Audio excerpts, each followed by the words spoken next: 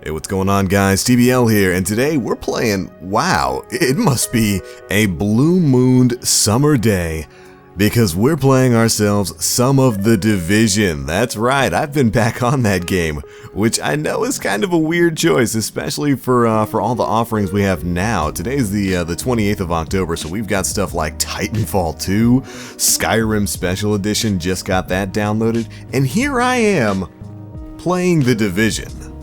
It's super weird, right? Well, I promise you I have a pretty darn good reason. And that reason is patch 1.4, the long-awaited revamping of kind of a lot of the world mechanics of The Division itself. Now, we all know this game has seen some very rough times. After a very promising start, its player base tanked by over 90%. And for good reason, you know, Massive and Ubisoft made a couple of questionable decisions. The in-game was already really lacking, but when the incursions and stuff came out, there were a lot of glitches and cheeses, and a lot of unnecessary nerfs to popular builds and whatnot, and really just a lot of decisions that pushed people away.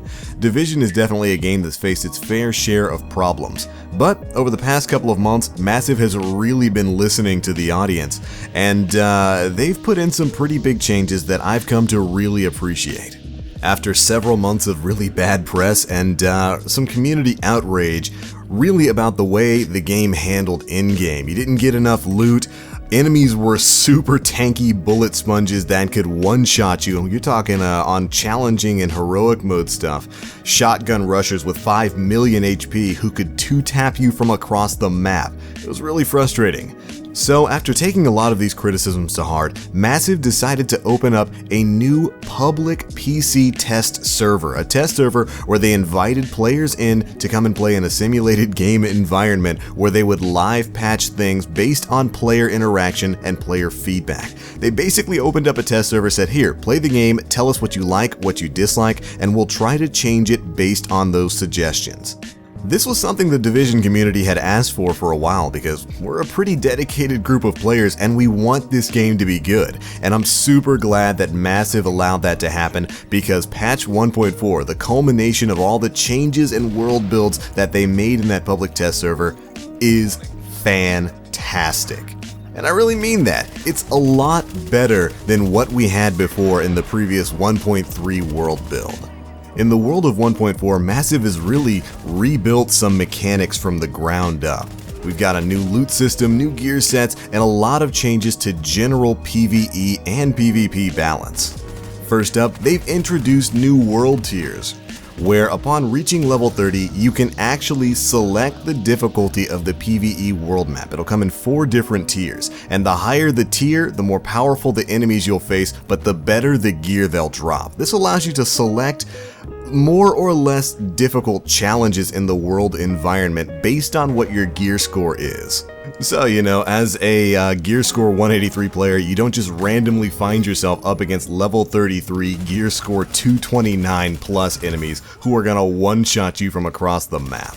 It's a great change. You know, time to kill was a real problem in previous builds, and while on the hardest difficulty like heroic mode stuff, it's definitely still pretty quick. It's a lot more fair now than what it was before, and enemies overall are much less bullet spongy. As you can see here, I'm in a tier 4 world build, so all the enemies are level 33 plus, and you're supposed to be somewhere around the 220 gear score, and I'm not having any trouble at all with the purple health enemies or even really some of the yellow health enemies.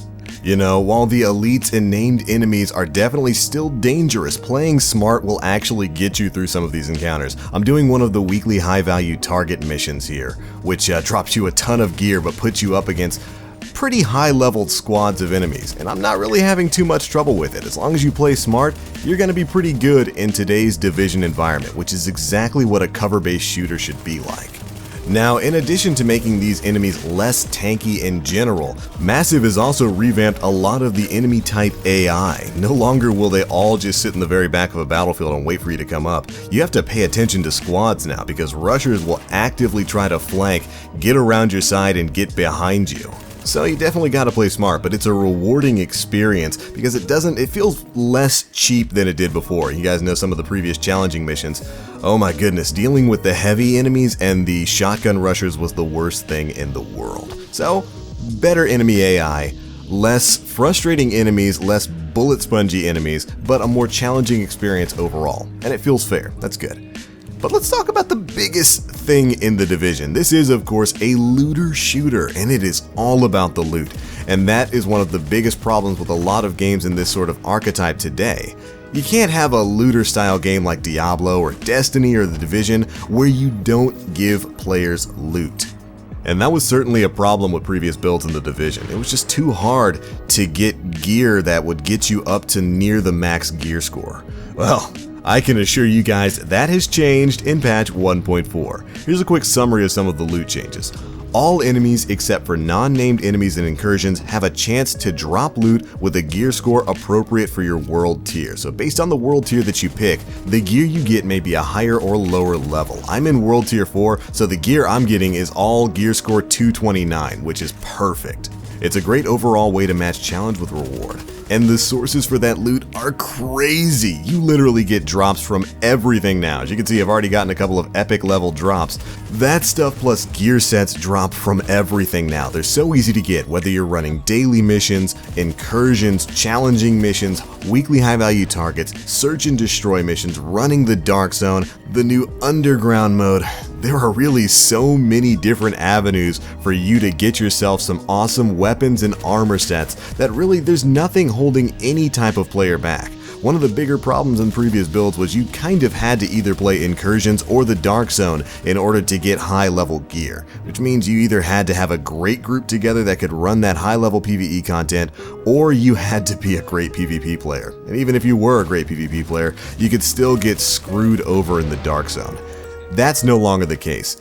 Whatever type of player you are now, you can get in-game level loot.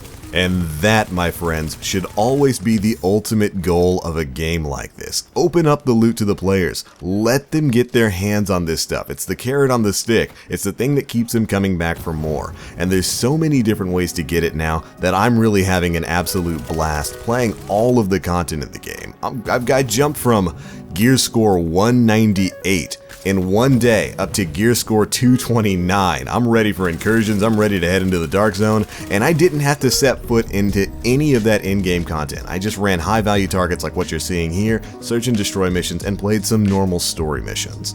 All pretty easy to do and extremely rewarding. I mean, look at this stuff. I'm getting gear set stuff, I'm getting 229 weapons, I'm getting great mods and whatnot, and that was just from one mission. Not to mention the fact that Phoenix credits literally rain from the heavens from pretty much all of the content that you do now.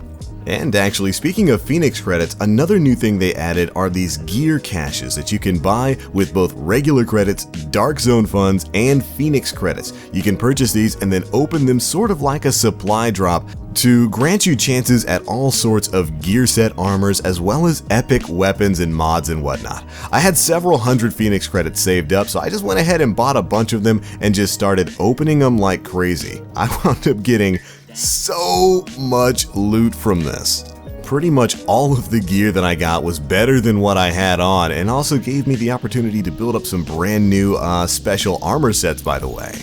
And the weapons were definitely an upgrade. Not to mention the fact that you also get Phoenix credits back when you open up some of these caches. So you're putting in Phoenix credits and getting some of it back. By the time I was done opening everything, I had enough to buy another gear set cache. This is fantastic. It's like what would happen if Activision wasn't evil with supply drops. You just buy a bunch of them with in-game currency, kind of like you could do back in Black Ops 1, and then opening those boxes would give you currency back so that eventually you could just buy another one. This is really the kind of player-friendly system that you don't see very often in games like this, and it is making the grind up to max gear score so much easier and so much more fun. And again, I know I'm a broken record in this video today, but I'm really enjoying my time back on The Division. I've actually found myself playing it more often than just about anything else over the past couple of days, Destiny included.